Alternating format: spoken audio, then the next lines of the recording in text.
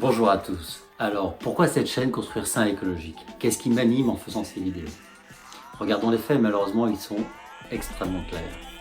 Le bâtiment, la construction, est la première source de consommation d'énergie en France. L'INSEE nous indique en plus que cette part est croissante.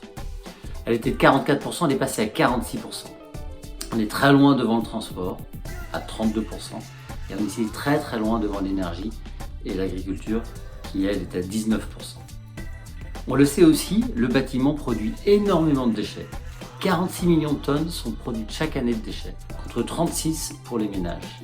On le voit, la construction est quand même un sujet majeur dans l'écologie aujourd'hui. En gros, qu'est-ce qui s'est passé? Depuis la révolution industrielle, et pire encore depuis la reconstruction post-Seconde Guerre mondiale, en fait, on est parti résolument dans une logique à l'opposition de l'écologie. On a voulu construire vite, enfin le plus vite que l'on pouvait, et pour le prix le plus bas possible. Et donc on est parti sur une logique de massification et d'industrialisation. On a formé des professionnels qui avaient pour objectif d'appliquer les process et d'appliquer les matériaux que définissait l'industrie. Ça tombe bien, en France, on a deux gros monstres, que sont Lafarge et que sont Saint-Gobain. On le sait donc, très gros consommateur d'énergie, très gros fournisseur de déchets, et une valeur ajoutée qui est plutôt du côté des industriels que du côté de ceux qui font. Ok, on le sait. Et qu'est-ce qu'on fait?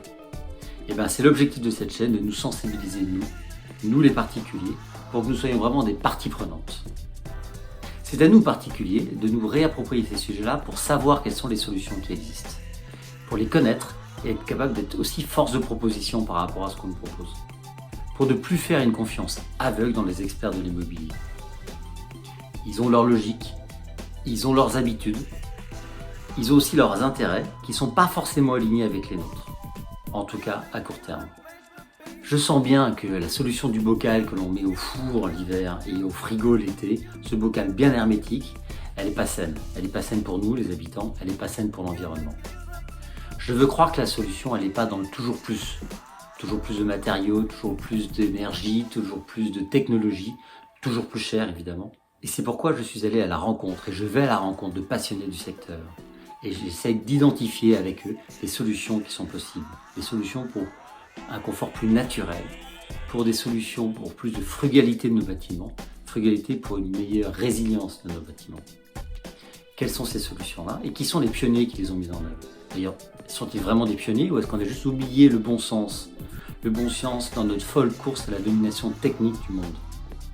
J'en ai fait des courtes vidéos pour identifier ces solutions, comprendre leurs différentes dimensions, leurs forces et leurs faiblesses. Parce que oui, il n'y aura certainement pas de solution idéale, mais certainement des solutions bien meilleures que ce qu'on utilise aujourd'hui.